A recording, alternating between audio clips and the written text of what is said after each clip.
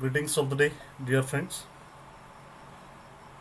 Myself, Professor Harish Ringe, working as HOD Civil in CSMSS College of Polytechnic, Kanchanwadi Aurangabad. शेवटच्या व्हिडिओमध्ये आपण काही गाईडलाईन्सच्या बाबतीत बघितलं होतं. AICTE, DTE यांनी किंवा महाराष्ट्र शासनाने ज्या काही MSBTला गाईडलाईन्स दिलेल्या होत्या त्या संदर्भात आपण माहिती बघितली होती. परंतु काल MSBTने काही गाईडलाईन्स दिलेल्या आहेत किंवा सर्क्युलर काढलेला आहे, ज्यामध्ये डिप्लोमा पॉलिटेक्निक आणि डिप्लोमा फार्मसी त्याच व्यतिरिक्त काही शॉर्ट टर्म कोर्सेस जे MSBTच्या अंतर्गत राबवले जातात त्या संदर्भात डिटेल गाईडलाईन्स त्यांनी दिलेल्या आहेत विद्यार्थ्यांकरिता आणि कॉलेजकरिता. So let us see exactly त्यांनी आपल्याला काय काय गोष्टी दिलेल्या आहेत ते आपण बघूया. आणि ऑब्वियसली जसं मी तुम्हाला आत्तापर्यंत सांगत आलो आहे की ज्या काही डिटेल परीक्षेच्या संदर्भात आपल्याला चेक करायच्या आहेत त्या MSBTच्या पोर्टलवरच तुम्हाला बघायला भेटणार आहेत. आणि काल संध्याकाळी MSBTच्या पोर्टलवर परीक्षेसंदर्भातला डिटेल सर्क्युलर MSBTने अपलोड केलेला आहे आणि त्याच सर्क्युलरनुसार काय काय गोष्टी आपल्याला एक्झॅक्टली सांगितलेल्या आहेत किंवा गाईडलाईन्स दिलेल्या आहेत आपण बघूया. त्याकरता मी MSBT.org.in जी MSBTची पोर्टल आहे त्या पोर्टलवर आपण जाऊया. इथे गेल्यानंतर तुम्ही इथं बघू शकतात सर्क्युलरचा सेक्शन आहे. या सर्क्युलरच्या सेक्शन्समध्ये तुम्ही बघितलं तर कालच्या डेट्सला काही वेगवेगळे सर्क्युलर्स आलेले आहेत. याबद्दल थोडं एकदा सांगतो तुम्हाला. यामध्ये DTEने जे काही सर्क्युलर काढलं होतं बोर्ड म्हणजे वेगवेगळ्या युनिव्हर्सिटीजसाठी आणि MSBTसाठी संदर्भात की त्यांनी विद्यार्थ्यांसाठी हेल्पलाईन सेंटर्स अवेलेबल करून द्यायचे आहे. आणि त्याचप्रमाणे MSBTने पुन्हा एक पत्र काढलेलं आहे की तुम्हाला जर कोणत्याही बाबतीत अडचणी असतील परीक्षेच्या संदर्भात तर तुम्ही त्या त्या रिजननुसार या पर्टिक्युलर कॉन्टॅक्ट डिटेल्सवर तुम्ही कॉल करू शकतात आणि माहिती मिळवू शकता. अर्थातच हे बोर्डाची हेल्पलाईन नंबर आहे. या व्यतिरिक्त बोर्डाने कॉलेजेसला सुद्धा कळवलेलं आहे की तुमच्या विद्यार्थ्यांना माहिती देण्याकरिता तुम्ही सुद्धा हेल्पलाईन सेंटर चालू करावेत. तर तो जो महत्त्वाचा परीक्षेसंदर्भात असणारा जो काही सर्क्युलर आहे तो आपण बघूयात. यामध्ये तुम्ही बघू शकता महाराष्ट्र राज्यतंत्र शिक्षण मंडळ सर्क्युलर काढलेला आहे 15 मे 2020 रोजी. यामध्ये ज्या महत्त्वाच्या गोष्टी आहेत त्या आपण बघणार आहोत. यामध्ये त्यांनी दिलेलं आहे की कोणकोणत्या विद्यार्थ्यांना परीक्षा देणं बंधनकारक आहे किंवा थेरी एक्झामिनेशन आणि ओरल एक्झामिनेशन, वायवाज आणि एक्सटर्नल एक्झामिनेशन कोणकोणत्या विद्यार्थ्यांना द्यायची आहे या सर्व गोष्टी इथं दिलेल्या आहेत. त्यात सर्वात पहिला मुद्दा त्यांनी मांडलेला आहे खालीलप्रमाणे अंतिम सत्र वर्षातील सर्व विद्यार्थ्यांच्या अंतिम सत्र किंवा वर्षाची परीक्षा मंडळामार्फत निर्धारित परीक्षा केंद्रावर घेण्यात येणार आहे. म्हणजे जसं मी तुम्हाला शेवटच्या व्हिडिओमध्ये सांगितलं होतं की फायनल इयरच्या फायनल सेमिस्टरच्या विद्यार्थ्यांची परीक्षा ही त्यांच्या सेंटरवर म्हणजे कॉलेजेस असते जे तुम्हाला दरवर्षी जिथं तुम्ही तुमच्या कॉलेजेसमध्ये जाऊन एक्झाम देतात समर आणि विंटर्सच्या त्या पर्टिक्युलर किंवा तुमच्या हॉल तिकीटवर जे सेंटर तुम्हाला दिलेले असतात. कारण की काही इन्स्टिट्यूट्स लिंक्ड असतात दुसऱ्या इन्स्टिट्यूटमध्ये आणि काही विद्यार्थ्यांना तिथे जाऊन परीक्षा द्यावे लागतात. तर अशा सेंटरवर या पर्टिक्युलर परीक्षा घेतल्या जाणार आहेत. त्यामध्ये 6 सेमिस्टरचा जो काही डिप्लोमा म्हणजे पॉलिटेक्निक आहे त्याचे 6व्या सत्राची परीक्षा होणार आहे. रेग्युलरचं सांगतोय मी म्हणजे कोणते विद्यार्थी या अंतिम वर्षाचे अंतिम सत्र जे म्हणतो आपण ते कोणकोणते येतात तर त्यांनी डिटेल दिलेलं आहे. 6 सत्राच्या डिप्लोमा पॉलिटेक्निक जे आहेत ते 6वा सेमिस्टर, 2 वर्षाची औषध निर्माणशास्त्र म्हणजे फार्मसी 2 वर्षांचा असतो तर त्यामधला द्वितीय वर्षाची एक्झाम घेतली जाणार आहे. 3 वर्षांचं मायनिंगचा जो काही कोर्स आहे त्याच्यामध्ये 3rd इयर आहे. 8 सेमिस्टरची पार्ट टाईम डिप्लोमा जे काही आहे ते त्यांना 8व्या सेमिस्टरला जायचं आहे किंवा त्यांना रेग्युलर एक्झाम द्यायची आहे. महाराष्ट्र शासन मान्य अल्पमुदतीचे अभ्यासक्रम म्हणजे शॉर्ट टर्म कोर्सेस जे काही चालतात बोर्डाच्या अंतर्गत जिथं सेमिस्टर सिस्टीम आहे तिथे अंतिम सत्राची परीक्षा होणार आहे आणि जिथं इयरली पॅटर्न आहे त्या पर्टिक्युलर कोर्सेसला लास्ट इयरची एक्झामिनेशन होणार आहे. या व्यतिरिक्त अजून महत्त्वाची गोष्ट, अंतिम सत्र वर्षातील सर्व अनुत्तीर्ण असलेल्या विद्यार्थ्यांना सुद्धा उपरोक्त मंडळामार्फत आयोजित परीक्षा द्याव्या लागतील. उपरोक्तवरील मूलभूत विद्यार्थ्यांची परीक्षा दिनांक 9 जुलै 2020 पासून घेण्यात येईल व परीक्षेचे सविस्तर विषयनिहाय वेळापत्रक मंडळाच्या संकेतस्थळावर प्रदर्शित करण्यात येणार आहे. याचा अर्थ काय की ज्या विद्यार्थ्यांचे म्हणजे जे काही विद्यार्थ्यांचे फायनल इयरचे काही सब्जेक्ट्स बॅकलॉग्स असतील किंवा काही विद्यार्थी, जसं मी काल एक्सप्लेन केलं होतं की काही विद्यार्थ्यांचे मागचे सर्व सेमिस्टर क्लिअर आहेत पण मागच्या वर्षी एक्झाम दिल्यानंतर फक्त 6 सेम किंवा 5th सेमचा एखादा किंवा दुसरा सब्जेक्ट बॅक आहे, तर त्या विद्यार्थ्यांना सुद्धा ही एक्झाम देणं बंधनकारक असणार आहे. आणि त्यांना 9 जुलैपासून एक टेंटेटिव्ह शेड्यूल दिलेलं आहे की 9 जुलैपासून परीक्षा तिथं असणार आहे आपली. त्यानंतर वर नमूद अंतिम सत्र किंवा वर्षातील विद्यार्थ्यांचे निम्न सत्र म्हणजे जे काही विद्यार्थी आता इथं आपण बघितले, हे जे इलिजिबल फायनल इयरचे विद्यार्थी आहेत, या विद्यार्थ्यांचे काही बॅकलॉग विषय जर असेल तर त्या विद्यार्थ्यांना हे सर्व बॅकलॉग या पर्टिक्युलर विषयामध्ये तुम्हाला बॅकलॉगसुद्धा काढायची आहेत.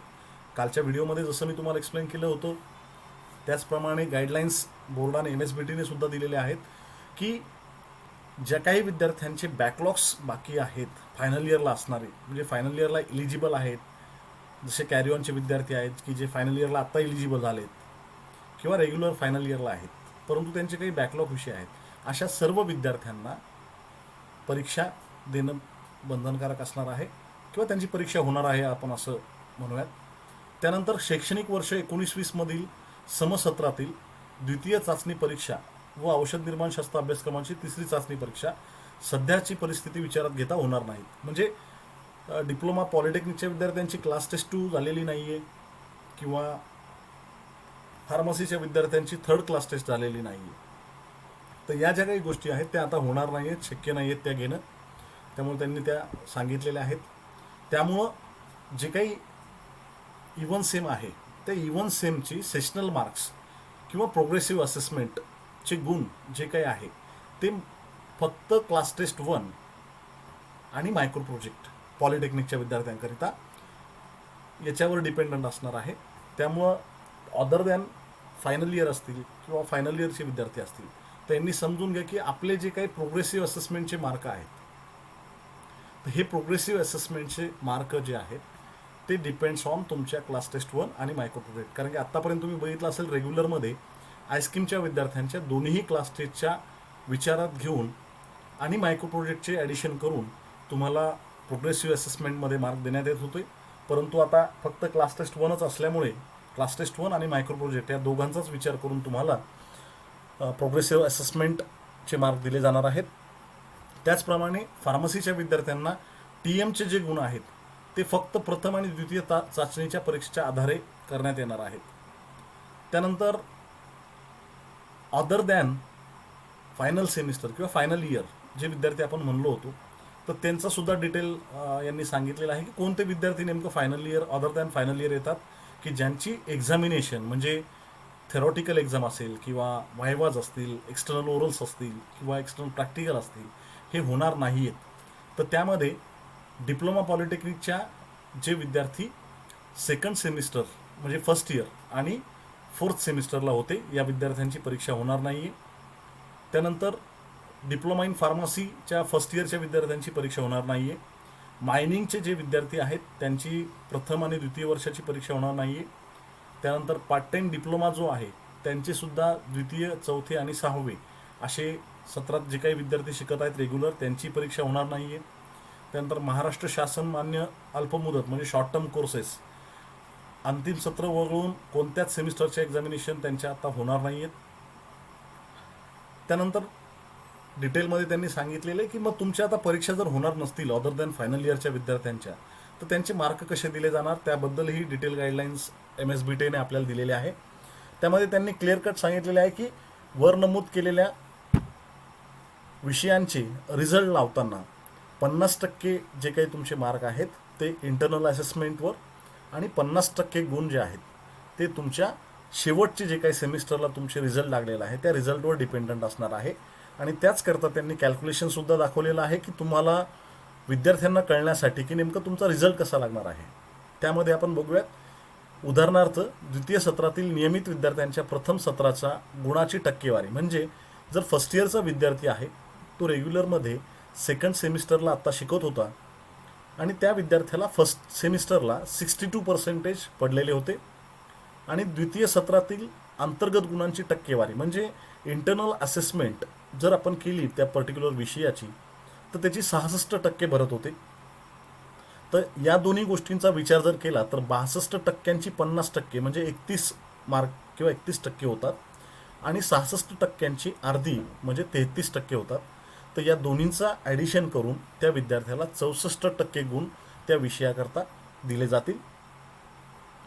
त्यानंतर ज्या विद्यार्थ्यांची समजा फर्स्ट इयरचे सेमिस्टर ज्यांची नाही आहेत किंवा वार्षिक एक्झामिनेशन घेतली जाते अशा विद्यार्थ्यांचे पूर्णपणे इंटरनल असेसमेंटला जे काही मार्क्स आहेत, म्हणजे जसं डिप्लोमा फार्मसीचे विद्यार्थी त्यांना 2 वर्षांचा कोर्स आहे आणि फर्स्ट इयरला सुद्धा इयरली पॅटर्न आहे, त्यामुळे त्या विद्यार्थ्यांना पूर्ण रिझल्ट जो काही आहे तो इंटरनल असेसमेंट्सवर डिपेंडंट असणार आहे. इथं क्लिअर कट मेन्शन केलेलं आहे. प्रथम वर्षातील नियमित विद्यार्थ्यांची अंतर्गत गुणाची टक्केवारी 66% असल्यास अशा विद्यार्थ्यांचा प्रथम वर्षाचा निकाल अंतर्गत गुणाचा आधार घेऊन आलेला 66% याप्रमाणे तयार करण्यात येईल. म्हणजे यामध्ये तुमच्या इंटरनल असेसमेंटचा महत्त्वाचा भाग आहे, ज्यामध्ये तुम्ही सबमिशन वर्क्स म्हणू शकतात, तुमचे क्लास टेस्टचे मार्क आहेत, या सर्वांचा विचार करून ते मार्क तुम्हाला इथं मिळणार आहे.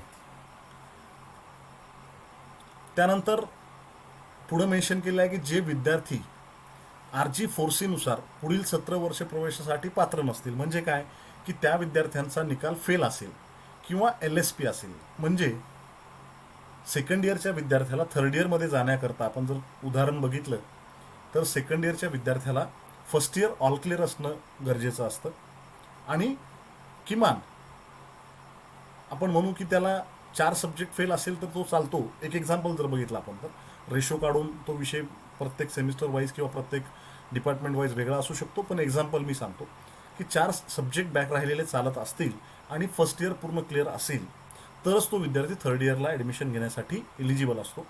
परंतु त्या विद्यार्थ्याचे जर समजा फर्स्ट सेमिस्टर किंवा सेकंड सेमिस्टरचा एखादा विषय बॅक असेल तर त्या विद्यार्थ्याची रिझल्टवर LSP म्हणजे लोअर सेम पेंडिंग असा शेरा येतो किंवा फेल म्हणजे तो 4पेक्षा जास्त विषयांमध्ये जर फेल असेल, सब्जेक्ट त्याचे बॅकलॉग असेल तर त्याला फेल असा शेरा येतो. आणि याचमुळे या दोन्ही प्रकारात येणारे जे काही विद्यार्थी आहेत अशा सर्व विद्यार्थ्यांना 2020-21 करिता ते प्रवेशासाठी पात्र राहणार आहेत, हे बोर्डाने क्लिअर केलेलं आहे. त्यामुळं ज्या विद्यार्थ्यांचे सब्जेक्ट्स ATKTमध्ये आहेत किंवा जे YD स्टुडंट होते आणि त्यांची एलिजिबिलिटी बसत नव्हती पुढच्या वर्षात ॲडमिशन घेण्यासाठी, त्या सर्व विद्यार्थ्यांना 2020-21 करिता ॲडमिशन घेण्यासाठी इथं त्यांना पात्र गृहीत धरण्यात आलेले आहे. मात्र अशा विद्यार्थ्यांना त्यांच्या बॅकलॉगच्या विषयाची परीक्षा म्हणजे जे काही तुमचे बॅकलॉग सब्जेक्ट्स आहेत या पर्टिक्युलर सब्जेक्टचा जो बॅकलॉग विषय असणार आहेत तुमचे, कारण तुम्हाला आता परीक्षा देता येत नाही आहे, याचा अर्थ परीक्षा न देता आल्यामुळे तुमचे विषय तसेच बॅकलॉगमध्ये असणार आहेत. ते विषय बॅकलॉगमध्ये असणारे विषय तुम्हाला 2020-21चं जे काही शैक्षणिक वर्ष आहे त्यामध्ये ऑड सेमिस्टर संपण्यापूर्वी देणे आवश्यक राहणार आहे. आणि या परीक्षा मग नेमकं होणार कशा आहेत तर त्याबद्दलही बोर्डाने गाईडलाईन दिलेली आहे की सदर विद्यार्थ्यांच्या बॅकलॉग विषयाची परीक्षा संस्था स्तरावर घेण्यात येईल, म्हणजे इन्स्टिट्यूट लेवलला एक्झामिनेशन घेण्यात येणार आहे. आणि मुद्दा क्रमांक 4 प्रमाणे निकाल जाहीर झाल्यानंतर नमूद केलेल्या विद्यार्थ्यांना जर श्रेणीवाढ करायची असेल, म्हणजे जसं तुम्हाला आता सांगितलंय की ग्रेडेशन सिस्टीमने तुम्हाला मार्क दिले जातील रेग्युलर विषयांचे, आणि तुम्हाला जर त्यामध्ये सुद्धा मार्क वाढवून हवे असतील तर तुम्ही जे काही इन्स्टिट्यूट लेवलला एक्झामिनेशन घेतली जाणार आहे त्याच परीक्षेमध्ये तुम्हाला तुमचे मार्क्स वाढवून घेता येईल. त्यानंतर अटेंडन्सच्या बाबतीत गाईडलाईन्स दिलेली आहे. जसं मी कालच्याही व्हिडिओत सांगितलं होतं की जो काही लॉकडाऊनचा पिरियड आहे टर्म एंडिंगपर्यंतचा, तो सुद्धा विद्यार्थ्यांची अटेंडन्स ग्राह्य धरण्यात यावा.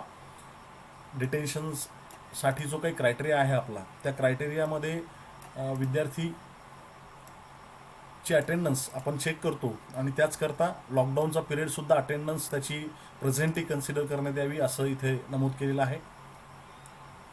त्यानंतर महत्त्वाची गोष्ट मेन्शन केलेली आहे की AICTEनी जी काही गाईडलाईन्स दिली होती किंवा महाराष्ट्र शासनाने जी काही गाईडलाईन दिली होती त्यामध्ये नमूद केलेलं होतं की टीचिंग स्कीमनुसार 13 मार्च 2020 पर्यंत जो काही करिक्युलम शिकवले गेलेला आहे त्यावरच परीक्षा घेण्यात यावी. आणि एक टेंटेटिव्हली आपण जर विचार केला तर MSBTच्या टीचिंग स्कीमनुसार 13 मार्च 2020 पर्यंत 90% सिलेबस कंप्लीट होणं अपेक्षित होतं आणि सर्व कॉलेजेसचा तेवढा पर्सेंटेज सिलेबस कंप्लीट झालेला आहे असा गृहीत शिकवणे झालेला आहे.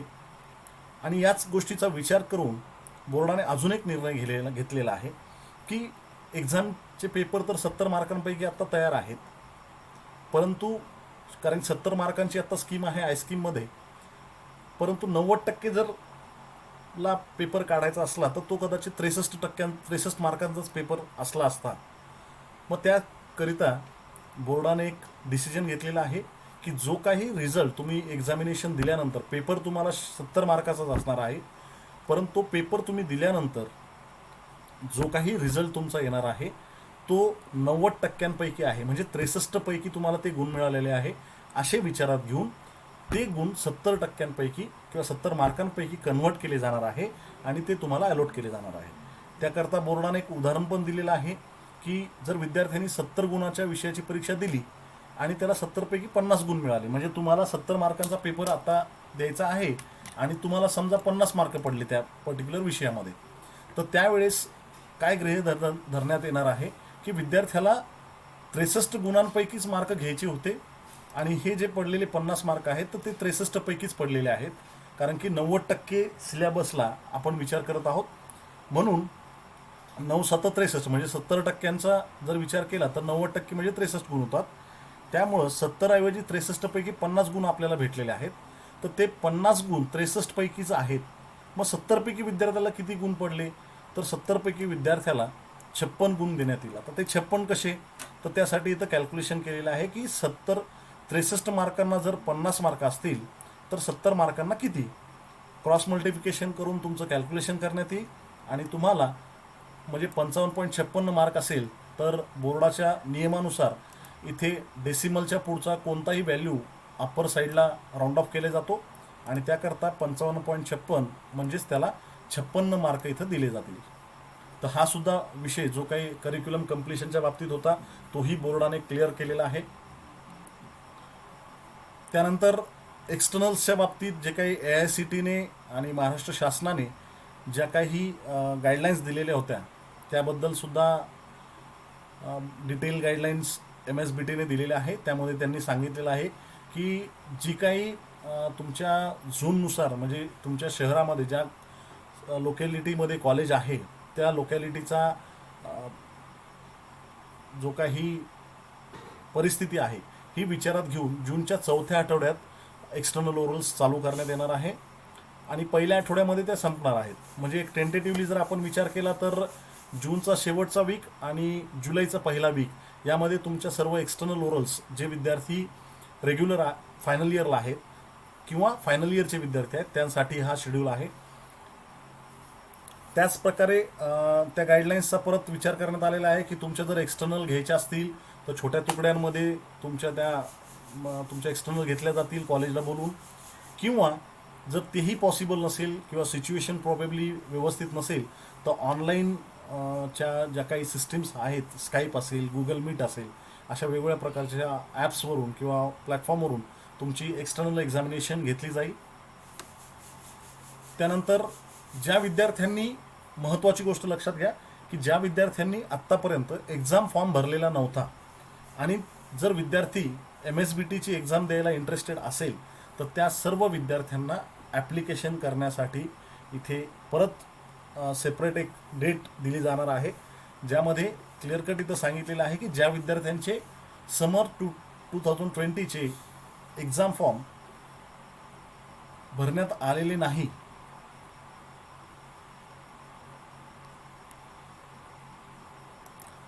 ज्या विद्यार्थ्यांचे उन्हाळ्या परीक्षा 2020चे परीक्षा अर्ज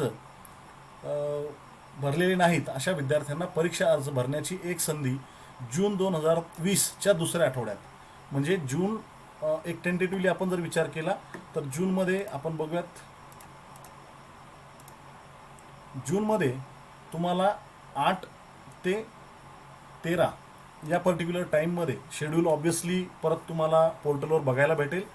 ज्यांनी रेग्युलरच्या विद्यार्थ्यांनी कोणी जर राहिला असेल परीक्षा फॉर्म भरण्याचं तर त्यांनी परीक्षा फॉर्म भरून घ्यावात आणि ज्या विद्यार्थ्यांचे रिजनल RBT मार्फत त्यांचे कन्फर्मेशन फॉर्म होणार आहेत त्याच विद्यार्थ्यांना परीक्षा देण्यात येईल किंवा त्यांचाच विचार करण्यात येईल एक्झामिनेशनमध्ये, हे सांगितलेलं आहे.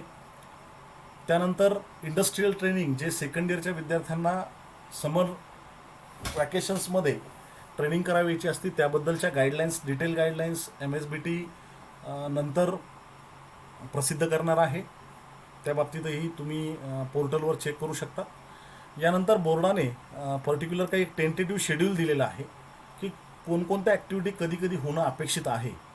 टेंटेटिव्ह शेड्यूल आहे कारण की ऑब्व्हियसली येणारा जो काही काळ आहे त्या पिरियडमध्ये नेमकं काय गोष्टी घडतील किंवा किती या जो काही महामारी आहे याचा काय प्रकार असणार आहे याच्यावर डिपेंडंट असणार आहे आणि त्याकरता एक टेंटेटिव्ह शेड्यूल त्यांनी दिलेला आहे बोर्डाने. तर आपण बघूयात की रिओपनिंग ऑफ डिप्लोमा इन्स्टिट्यूट म्हणजे शिक्षक टीचर्स लोकांसाठी जून 15, 2020 हा एक टेंटेटिव्ह शेड्यूल सांगितलेला आहे की जून 15 पासून टीचर्ससाठी किंवा इन्स्टिट्यूट रिओपन होणार आहेत. त्यानंतर प्री एक्झामिनेशन ॲक्टिव्हिटी ज्या काही असतील इन्स्टिट्यूट लेवलला करण्याच्या त्या जून 30 पर्यंत त्यांनी करायच्या आहेत. त्यानंतर submission of non theory marksheets हा पर्टिक्युलर पॉईंट विद्यार्थ्यांच्या कन्सर्नमधला नाही आहे कारण की तुमच्या ज्या काही ऑनलाईन मार्कशीट्स असतात इन्स्टिट्यूट लेवल किंवा डिपार्टमेंट लेवलसाठीच्या त्या फिल करायची ॲक्टिव्हिटी आहे आणि ती पर्टिक्युलरली जून 30 पर्यंत कंप्लीट करायची आहे इन्स्टिट्यूट्सला. त्यानंतर declaration of results of student other than final year म्हणजे जे काही फर्स्ट इयर सेकंड इयरचे विद्यार्थी आहेत ज्यांना परीक्षा द्यायची नाही आणि ग्रेडेशननी त्यांना रिझल्ट डिक्लेअर होणार आहे अशा सर्व विद्यार्थ्यांचा रिझल्ट जो आहे तो 15 जुलैला डिस्प्ले म्हणजे 15 जुलैच्या आत डिस्प्ले केला जाणार आहे.